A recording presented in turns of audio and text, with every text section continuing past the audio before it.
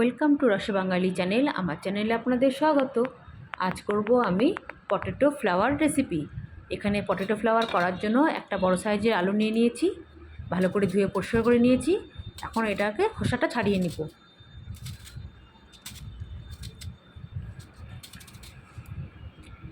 এখন জায়গাটা পরিষ্কার করে আলুটা একটু ধুয়ে নিচ্ছি। তারপর আলুটাকে খুব পাতলা পাতলা করে, যে যতটা পারবেন পাতলা করে একটা চিপসের মতন কাটতে হবে। ঠিক যেমনটা চিপস করলে কাটতে হয় ঠিক সেরকম।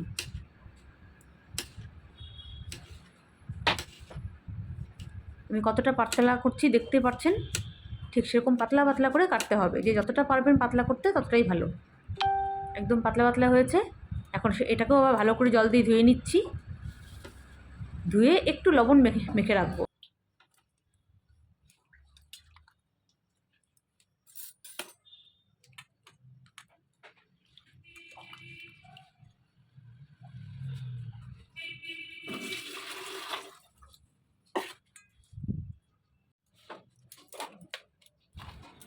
এখানে আমি 1 চামচ লবণ দিয়ে দিলাম। লবণটা ভালো করে মেখে রেখে দিব প্রায় 5-7 মিনিটের মতন। তাতে আলুটা নরম হয়ে আসবে, তারপরেই আমার কাজ করতে সুবিধা হবে। এখন আমি মেখে রাখছি। প্রায় 5 মিনিট হয়ে গেছে। এখানে আমি একটা মশলা তৈরি করে নিচ্ছি। মশলা বলতে ব্যাটার, শুকনো ব্যাটার। এটা একটা কর্নফ্লাওয়ার দিয়ে দিলাম প্রায় 2-3 চামচের মতন। দিয়ে দিচ্ছি লঙ্কা গুঁড়ো, এটা ঝাল লঙ্কার গুঁড়ো। দিয়ে দিচ্ছি অল্প লবণ, আন্দাজ করে যেটুকু লাগবে। যে যতটা করবেন সেই অনুযায়ী লবণ ঝালটা দিতে হয়। এখন খুব ভালো করে মিশিয়ে নিব। দিয়ে দিচ্ছি একটু চাট মশলা। এখন সব সহ খুব ভালো করে মিশিয়ে নিব। দিয়ে দিব অল্প গোলমরিচ গুঁড়া। ভালো করে মিশিয়ে নিয়েছি। দিয়ে দিচ্ছি একটু গোলমরিচ গুঁড়া, তাতে একটু টেস্টটাও আলাদা রকম আসবে, ভালো লাগবে খেতে। এটা আমি শুকনো অবস্থাতেই রাখবো। এখন আমি এখান থেকে আলু নিয়ে নিচ্ছি। এখানে আমি টুথপিকগুলো একটু জলে ভিজিয়ে রেখেছি, তাতে পুড়ে যাবে না ভাজতে গেলে।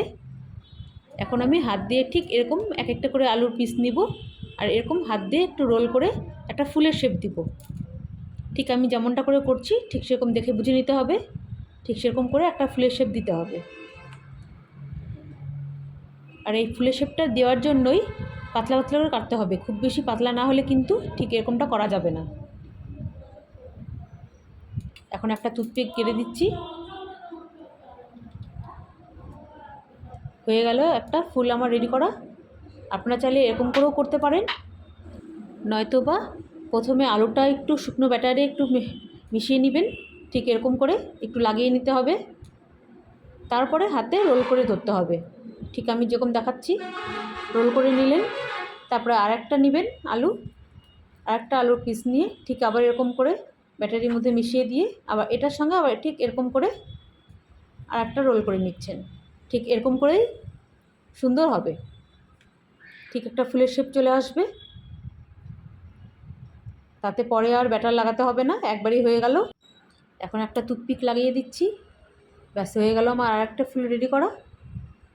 এরকম করেও করতে পারেন, খুব সুন্দর হয়। ঠিক যেন একটা ফুল হয়ে গেছে। হাত দিয়ে এরকম করে একটু একটু করে ছড়িয়ে দিলেও খুব সুন্দর হবে। হয়ে গেল আমার একটা ফুল।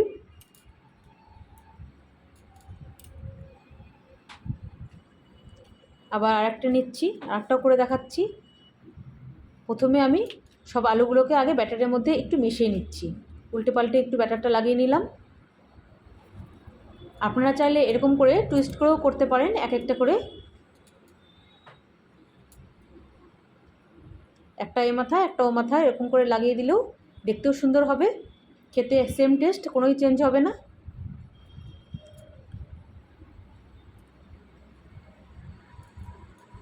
টুইস্ট করেও একটা করে দেখালাম।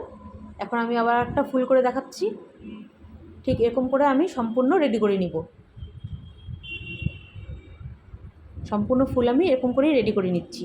রেডি করে নিয়ে আপনাদের দেখাচ্ছি। সাইডে কড়াই বসিয়ে দিয়েছি, কড়াই তেল গরম হচ্ছে।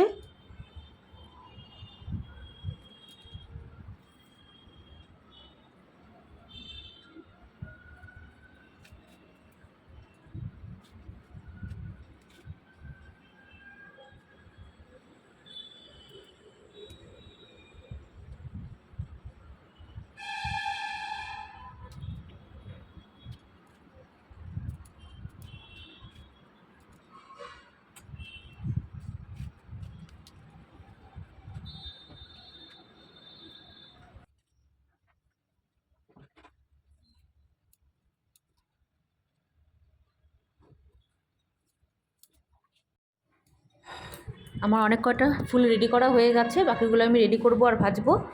প্রথমে আমি এগুলো ভেজে নিচ্ছি।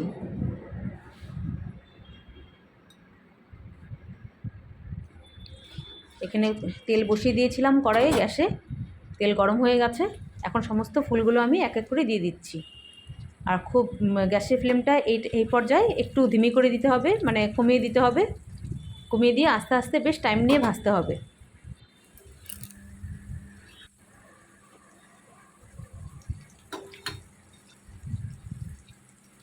খুব ভালো করে উল্টে পাল্টে একটু টাইম নিয়ে ভাজতে হবে।